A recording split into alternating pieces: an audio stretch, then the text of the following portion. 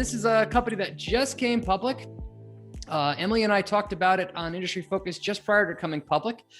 At the time, it was priced at $21.50. It actually priced at $26, which sounds favorable until you realize it's trading at $47 today. So bankers really screwed up the pricing yet again. This company left a bunch of money on the table and immediately doubled, like as soon as it came public. So what does Doximity do? Again, the 2-second takeaway, they're the LinkedIn of healthcare. So their mission is help physicians be more productive and provide better care for their patients. I wish it was just help physicians be more productive. Stop, but pretty good. I love that they call this out right up front. This is an app that has been downloaded by over 1 million healthcare professionals, and it has a 4.8 star out of 5-star rating on iOS. So not only is this incredibly popular, the users really seem to like it. How's this for a blowaway stat? 80% of doctors in the US are on Doximity.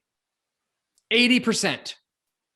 50% of all nurse practitioners and physician assistants are on Doximity.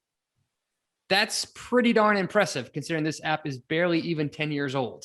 That is some amazing market share. 20 of the 20 largest healthcare systems in the United States and pharmaceutical manufacturers are on this platform. They started from scratch a brand new telehealth service about 18 months ago, and it was used 63 million times so far. For perspective, Teladoc last year was 13 million. So incredible considering that business did not exist. Their net revenue retention rate, yep, that should give you a hint about what kind of business model they're going after, was 153%, and they are crazy profitable already. So 1.8 million medical professionals in total on their platform. What can you do with this platform? A number of things once you download the app. If you're a doctor, you can use it to stay up to date with the latest and greatest research that comes out. You can use it to research drugs, medical devices, anything right from your smartphone. You can use it to connect with, communicate with, and talk to other healthcare providers. So if you are collaborating on a patient and you want to share information with another doctor to get an opinion or do so for just your own networking purposes, Doximity can help you do that. You can use the app to do FaceTime calls with patients or other doctors as a communication network. And importantly, it keeps your number as the doctor private, so the patient can't call you back. That's an important solution. Same thing with text messages, as well as just plain old phone calls, which is a nice feature for doctors to use. So again, you can use this app to communicate with patients and other healthcare providers. Now, why is this a powerful company? Because of this. Physicians direct have a huge influence over 73% of the spending that goes on in the United States. That's a $4 trillion market, and physicians directly influence more than 70%. As a former healthcare rep in this industry, I can tell you that my product did well or did poorly based solely on what the physician said. Period. That was it. We spent heavily to market our product to physicians, and so does every other healthcare planet on Earth. Doximity helps them do just that. So this company has 4 primary business uses. The first they call hospital solutions, which is recruiting. So if you're at a hospital or healthcare facility, you want to attract doctors to your platform. Again, it's the LinkedIn of healthcare. Second is the telehealth business. The third is the talent solutions, very similar to the hospital solutions. And finally is the life sciences solutions, which is the bread and butter of this business right now. If you're a pharmaceutical company, if you're a medical device company, and you want to advertise to doctors, Doximity helps you do that. You can create marketing campaigns and get that information out and in front of doctors. That is currently 80% of their revenue. Again, that business is called Marketing Solutions. It's subscription-based, and it's also paid for based on each marketing campaign. They have lots of examples in there of healthcare companies signing on for one product, and over the next 5 years, they ramp that up to 30 products that are on there. And that dollar-based net revenue retention rate shows you that it's working.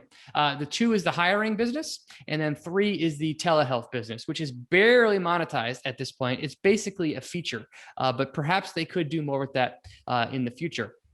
Again, this business is already at pretty significant scale. They've got 150 of the top health systems in the United States, and they already have 600 subscription customers in total, 200 of which will pay at least $100,000, and 29 of which will spend $1 million.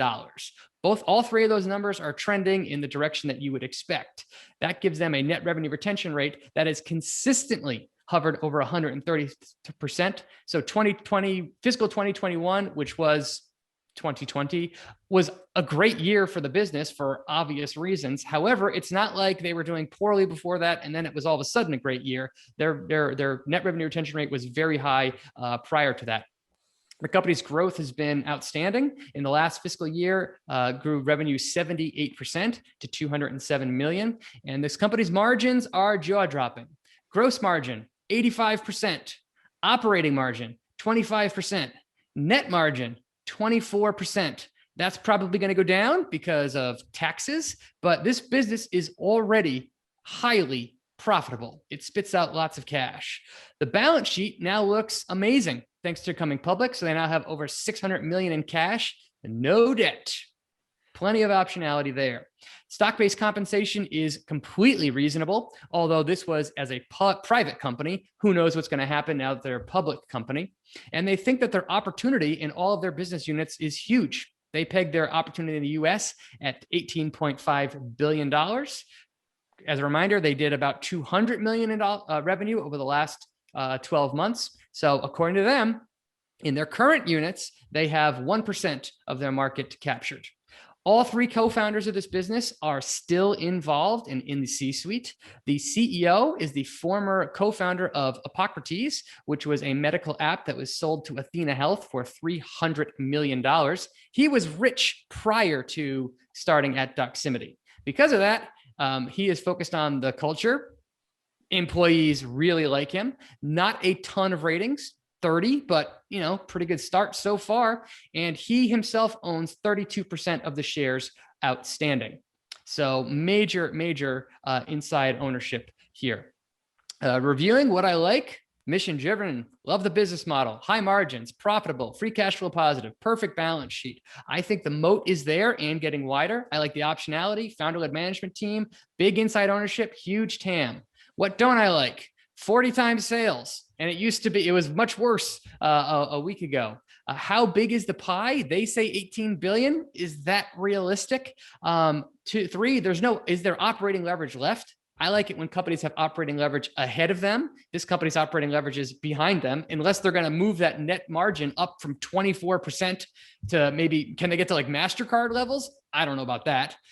So that might be stuck. Therefore, profit growth is going to come from revenue growth. And then finally, does this concept transfer internationally? I don't know. I don't think so. They might have to acquire their way to international growth, but the business model could be replicated in other markets. I just don't know if it'll work for Doximity. So overall, tons to like. Doximity, DOCS.